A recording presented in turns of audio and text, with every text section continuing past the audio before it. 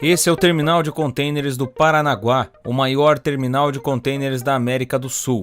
Esse é literalmente o maior investimento do setor portuário do Brasil atualmente.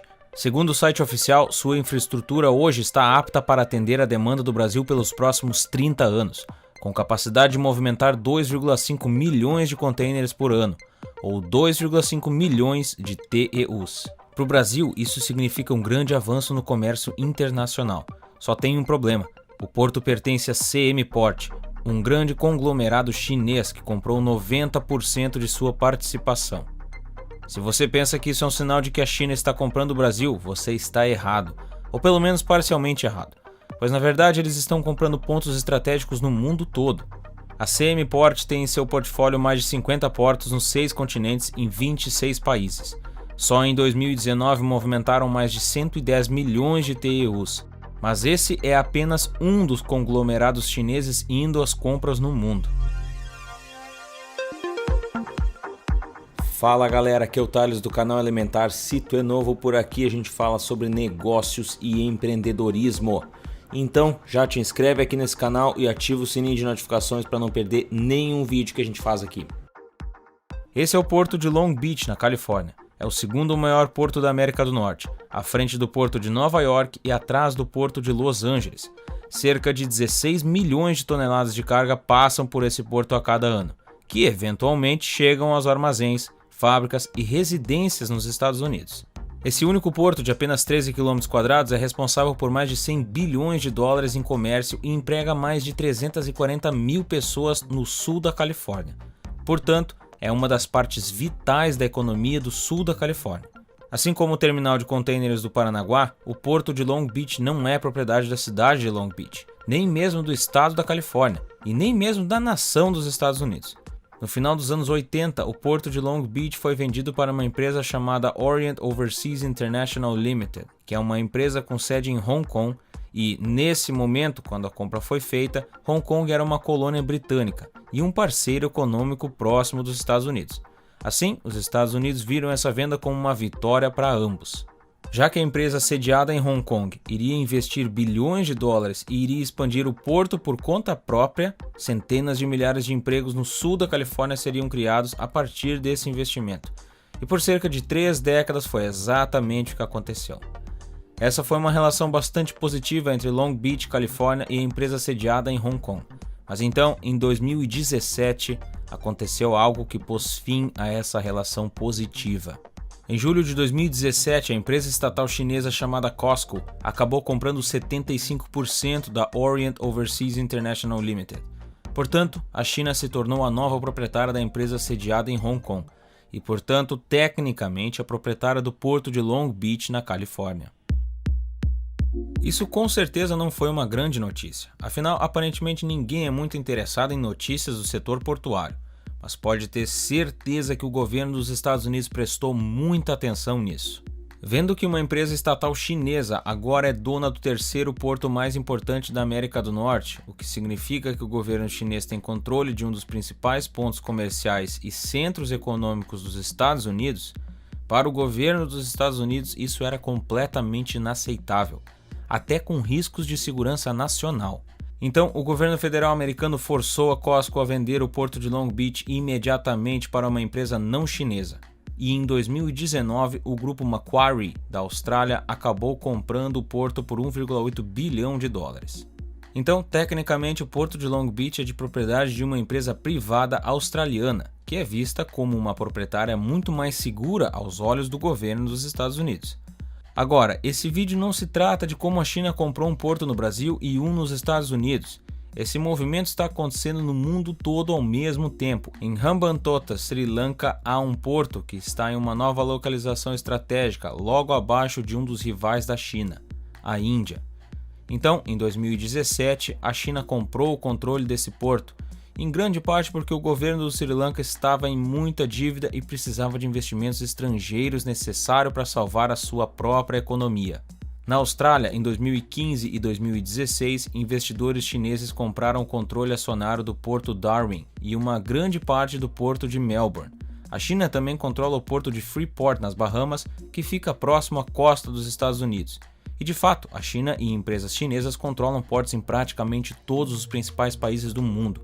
E em países onde eles não controlam nenhum porto, eles normalmente possuem cerca de 49% de participação de pelo menos alguns portos do país.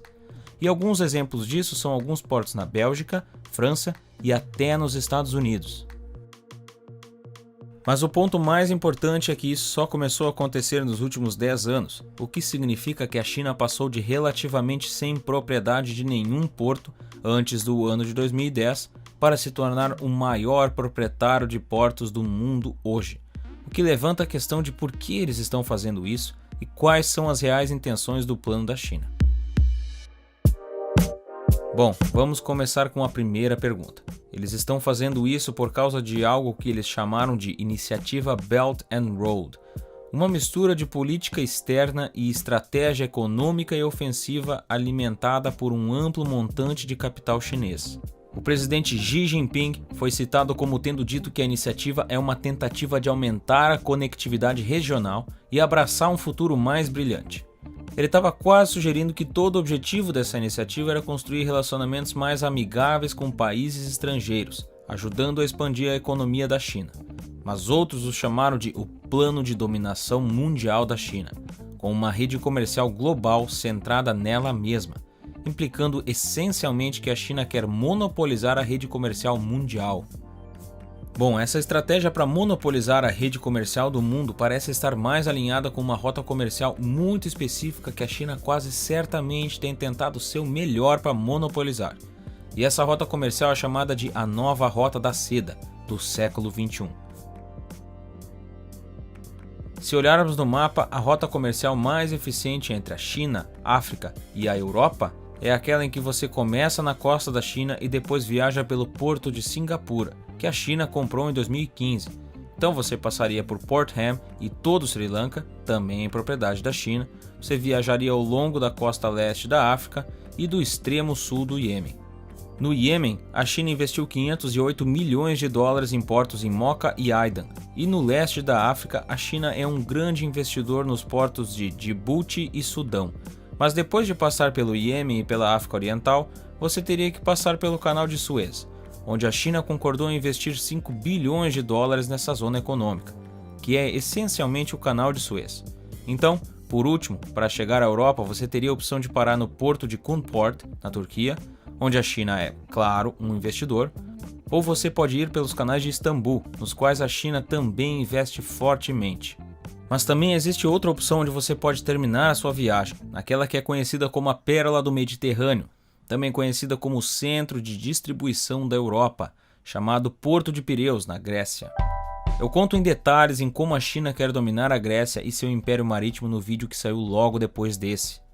Então assiste ele logo na sequência. Mas resumindo, a China foi capaz de comprar o Porto de Pireus graças à crise de 2008, justamente quando ninguém estava disposto a investir na Grécia.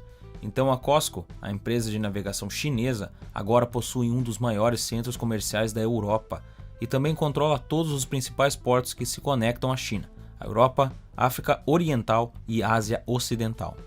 Essencialmente, a China quase monopolizou uma rota comercial inteira nos últimos 10 anos, e seus planos de possuir as rotas comerciais mundiais não param por aí. Como já falamos no vídeo sobre como os contêineres revolucionaram o mundo, com o derretimento das geleiras, uma nova rota comercial está surgindo a noroeste do Canadá. E a China já preparou as bases para um investimento potencial na região ártica, publicando um longo ensaio sobre a importância do investimento na passagem noroeste do Canadá.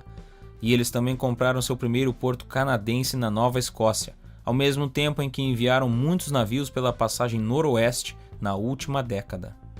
E como se isso não bastasse, a China investiu ainda mais dinheiro na rota marítima do nordeste da Rússia e até investiu pesado na Groenlândia.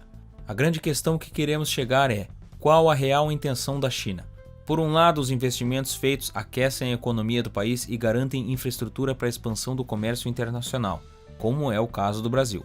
Por outro lado, a China está diretamente ligada a todo o comércio realizado em seus portos, seja de comércio com a China ou com qualquer outro país. Afinal, a China já é a fábrica do mundo e durante a pandemia de 2020 vimos o que acontece quando o principal fornecedor do mundo não consegue atender às demandas globais. E se você acha que isso é tudo que a China está fazendo, bom, tá errado. Essas foram apenas algumas das rotas que a China está controlando e além de portos eles estão comprando outros setores, como as indústrias de navios marítimos, buscando conectar suas fábricas já estabelecidas aos portos recém-adquiridos. Mas para isso eles vão precisar superar alguns empresários gregos que hoje controlam o mercado marítimo mundial, os Golden Greeks. Essa história eu conto em detalhes no meu próximo vídeo. Clica aqui na tela para assistir, que eu te vejo lá em breve. Um abraço e até lá!